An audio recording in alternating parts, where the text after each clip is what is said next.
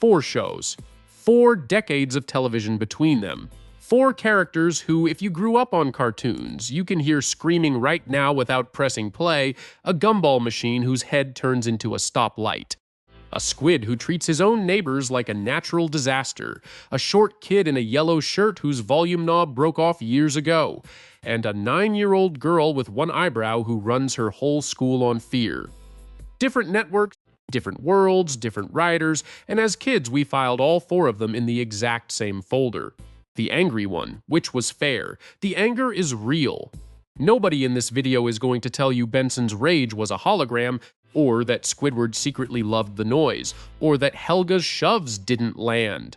And nobody is going to claim these 4 are hiding one identical secret sadness underneath, because they aren't, and that lazy version of this video would fall apart in 10 minutes. Here's the version that doesn't fall apart. The easiest thing to notice about an angry character is the anger. That's why cartoons love it. It's loud, it's funny, it fits in a 10-second clip. The harder question, the one this video is about, is what's happening 1 second before the explosion. Because when you go back to these 4 as an adult and freeze that exact frame, you find 4 completely different things living there. And one of them, the smallest one, the girl, is carrying something under her anger so specific and so carefully guarded that one episode of her show plays like it was written to end this exact video. We're saving her for last. She's earned it. Start with the easy one. Start with the man whose job it is to be angry. Benson is the funniest entry point into this whole question, because his anger comes with a built-in gauge. The man is literally transparent. You can watch the red rise in him like a thermometer, gumball by gumball, and the show times it to the exact moment his employees turn a landscaping task into an interdimensional incident. Which is most days. Benson manages the 2 least manageable beings in cartoon history, answers to a park owner with the patience of a car alarm, and stands in the blast radius of every disaster he didn't cause and will absolutely be blamed for. And one episode runs the perfect experiment on him. In Think Positive, Benson gets ordered to stop yelling, full stop, career on the line, so he swallows it. And the show animates exactly what that costs, a man walking through his shift with the anger sealed inside, building, pressurizing, visibly cooking him from the inside, until the containment fails all at once, catastrophically, because the chaos never stopped arriving. Only the exit did. That's Benson's mechanism in one image. His anger is an overflow. A pressure valve on a system taking in more than it can process. It's not mysterious, it's not ancient, it's hydraulics. Stress in, eventually rage out, and if you weld the valve shut, the tank just fails somewhere worse. The proof is what happens when the pressure itself is removed. Strip the man of the manager job, like the show once did, and he unwinds within the afternoon, slacking happily next to the exact 2 employees who used to boil him alive. Turn the pressure off, and the angry man basically evaporates, and to be precise about what his anger is not, because precision is this video's whole job. It's not ancient damage. The show gives Benson a past, sure, but you don't need a single frame of it to explain Tuesday's meltdown. Tuesday's meltdown has a work order attached. That's what makes him the baseline case, the control group of this entire video. His anger maps cleanly onto his circumstances, rises with the load, falls with the load, gone when the load's gone. Remember that cleanness. Nobody else on this list gets to have it. Hold on to that, because it's the baseline for everything coming. Benson's anger has an off switch, and the switch is circumstance, which raises the question that hands us our second character. That's fine for him. But what about the guy whose life is quiet, whose job is easy, whose house is paid for, and who's still miserable? What is anger doing when nothing around you is on fire? Because here's the thing about Squidward tentacles that separates him from every other grouch on television. His life, on paper, is okay. The job is boring, not crushing. The house is nice. And yes, let's say it plainly and fairly, his neighbors genuinely are a menace. SpongeBob and Patrick invade his lawn, his sleep, and his sanity on a schedule, and a decent percentage of Squidward screaming is a completely reasonable response to 2 grown men reenacting a jellyfish documentary outside his window at 3 in the morning. His irritation is often just correct. but irritation explains his deeds. It doesn't explain his life, because follows Squidward home, away from the noise, and the anger doesn't turn off the way Benson's does. It just changes texture, from loud to bitter. And one episode explains why with a question so simple it's almost cruel. In Are You Happy Now?, SpongeBob asks Squidward to name his happiest memory. That's it. That's the whole trap. And Squidward reaches for one and finds nothing. He digs through his own past, memory after memory, and comes back empty, and you can watch the exact moment the search stops being annoying and starts being frightening to him. This is a character who wanted things. Real things. He wanted to be a musician the world took seriously, an artist with an audience, a name that meant something. He practiced. He auditioned. He hung his art on every wall he owns. And the world's answer, year after year, was a cashier's hat and an empty gallery, and the show adds one more layer of cruelty that keeps this from being a simple sad story. It never tells us whether Squidward is actually good. The clarinet playing we hear is usually terrible.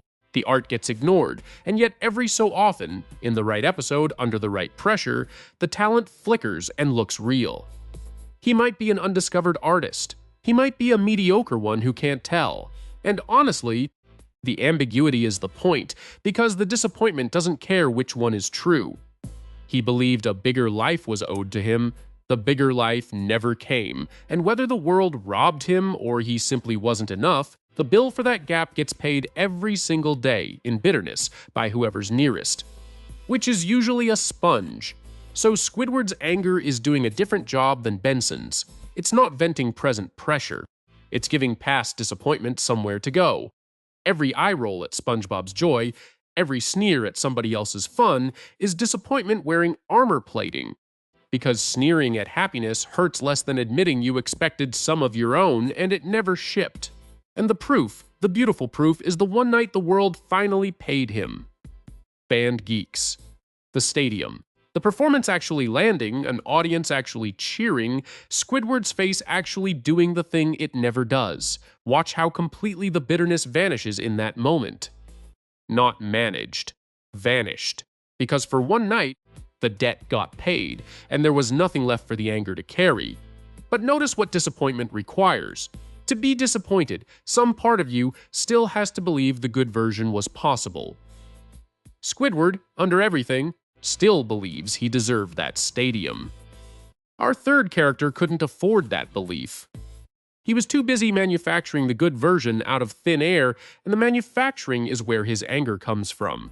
Eddy is the loudest kid on this list, and the smallest, and those two facts are not a coincidence. His whole personality is a megaphone.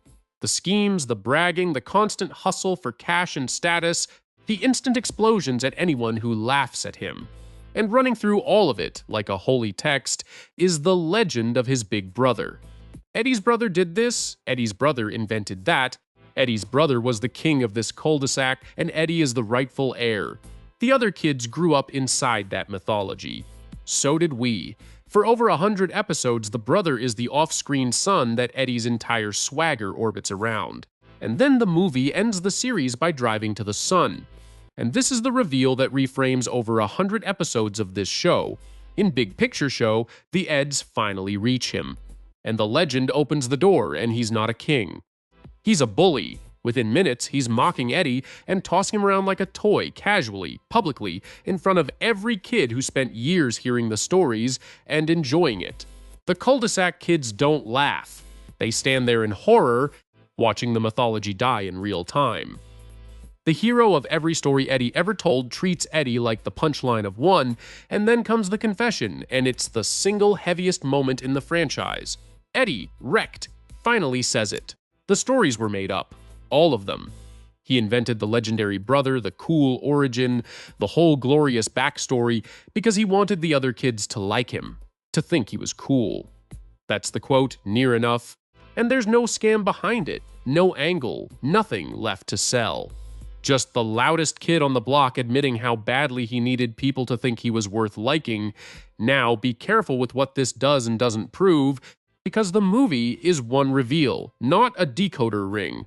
It doesn't mean every Jawbreaker scheme was secretly about his brother, and this video isn't going to reduce a decade of cartoon con artistry to one household. What the finale proves is narrower and heavier. Underneath the swagger this whole time was a kid terrified that the real Eddy wasn't impressive enough to keep anyone around. And once you know that, his anger finally makes sense, because look at what anger does for a kid like that. It takes control of a room before the room can judge him. It ends the embarrassing moment by detonating it. It pushes people back before they get close enough to laugh.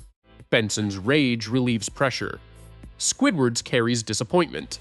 Eddy's is a bodyguard for his shame, and it throws a punch at everything that gets near the truth. And the movie gives the mechanism its final, perfect twist, because look at what happens after the confession. The kids who spent the entire series despising Eddy, the ones every scam was secretly performing for, hear the truth, the small, unimpressive, made-it-all-up truth, and they don't walk away. They finally accept him. The whole series, this kid was running the same trade. Manufacture an impressive Eddy, sell it hard, blow up at anyone who inspected the merchandise. And the acceptance he was counterfeiting all those years arrives in the one scene where the counterfeit is dead and the real, humiliated, ordinary Eddy is standing there with nothing to sell. The thing his anger spent 100 episodes guarding turned out to be the only thing anyone actually wanted from him. Eddy built a louder version of himself and dared the world to doubt it. Our last character went a different way. She built a harder version, and the one episode that takes us inside it is the reason this whole video exists. Helga Pataki is 9 years old, and she is the most feared person in her entire school. Not the strongest, not the biggest. The most committed. The scowl, the raised fist, the mile-wide perimeter of hostility she maintains around herself at all times. Of the 4 characters in this video, she's the only child, and she's somehow the most fortified, which should be your first clue that her anger is doing a different job than anyone else's here. Fortresses aren't built for fun. They're built because something inside is worth protecting, and something outside once got in. Hey Arnold did something almost no kid's cartoon has ever done. It sat its bully down with a child psychologist and gave the conversation a full episode. Helga on the couch. And the episode announces its whole thesis in one perfect joke. Dr. Bliss gently observes that Helga seems angry, and Helga, strangling a rolled-up magazine with both fists, snaps that she is not angry. The armor is so automatic that it denies existing while actively being worn, and then, slowly, carefully, the episode does what we've been doing all video. It asks what's underneath, and Helga, in pieces, tells her home, for Helga, is a house pointed entirely at somebody else. Olga, the perfect older sister, the trophy shelf with a heartbeat, and 2 parents whose attention orbits her like gravity. Miriam is too foggy to track what her younger daughter needs. Big Bob can't reliably get her name right, and the flashback where tiny Helga tugs at him about her first day of preschool and he waves her off while calling her Olga is one line of dialogue that explains half a series. And so the episode shows us the image the whole show is built on top of. A 3-year-old walking to preschool alone in the rain because nobody noticed she left. Dr. Bliss eventually says it plainly, that it sounds like nobody ever really noticed her at all, and Helga quietly agrees. Except, she says, there was one exception. A little boy with a football-shaped head holds an umbrella over her, tells her he likes her bow, and later shares his food when hers gets taken. That's the entire event. Crackers and a compliment. And you can watch what it does to a kid who has never once been noticed on purpose. Her whole face opens. For about a minute of screen time, Helga Pataki is just a soft, delighted 3-year-old being seen for the first time in her life, and then the other kids catch her being soft. And they laugh. And on camera, in one of the most quietly devastating character beats in animation, you watch the face close. The openness retracts, the scowl assembles, the fist comes up, and the fortress goes over the one part of her that just got caught in the open. She learned 2 lessons in one morning, and they never left. Tenderness gets you noticed. And getting noticed being tender gets you laughed at.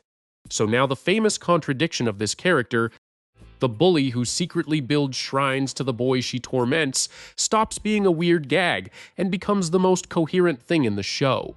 The anger isn't the opposite of the love. The anger is stationed in front of the love. Dr. Bliss walks her there gently, and Helga finally says the terrifying part out loud. That she cares about Arnold more than anything, and that if anyone found out, he might not care back, and everyone would see it happen. That's what her anger is for. Not pressure, not disappointment, not even shame, exactly. Protection. Every shove and every threat is a guard posted at the door of the single softest thing she owns. Her anger didn't erase the gentle part of Helga. It guarded the door so well that almost nobody, in her school or in her audience, ever found out it was there. And to keep this honest, the armor has a cost the show doesn't hide. It lands on innocent kids. It lands on Arnold himself, daily, and no amount of hidden love converts a shove into a kindness. Helga's protection hurts real people, and Dr. Bliss's whole project isn't to excuse the fortress. It's to help a 9-year-old learn that she might someday be able to open the gate on purpose. The episode ends with exactly that much hope, and no more, which is about as honest as television gets. So here are our 4 explosions again, frozen 1 second before detonation, except now you can read what's actually in the frame. Benson's anger is saying, "I can't keep carrying this." Squidward's is saying, "This is not the life I ordered." Eddy's is saying, "Don't you dare see how small I feel." And Helga's is saying, "Don't come near the part of me that cares, because I watched what happens when someone finds it." 4 angry characters. 4 completely different jobs. And that's the finding of this video, because the internet version of this essay always wants one answer: the anger was a mask, they were all secretly sad, roll the piano. But the shows themselves were more precise than that. The anger was never fake, and the thing underneath was never the same thing twice. Pressure, disappointment, shame, and guarded tenderness don't feel alike, don't come from the same place, and don't need the same help. What these 4 characters share isn't a secret. It's a strategy. Because pressure is quiet, disappointment is quiet. Shame and tenderness are practically silent. Anger is the one emotion in that entire lineup that can shout. It survives in public. It gets to exist out loud, in a classroom, in a workplace, in a cul-de-sac, in places where the real thing underneath would be laughed at, dismissed, or handed back unopened. So the anger went out and did the loud work every episode, for years, while the quiet thing stayed home, which is why every kid watching got it wrong, and why it wasn't our fault. We were shown the explosions. The explosions were the point. We thought the anger was telling us who these characters were. Most of the time, it was only telling us where to look.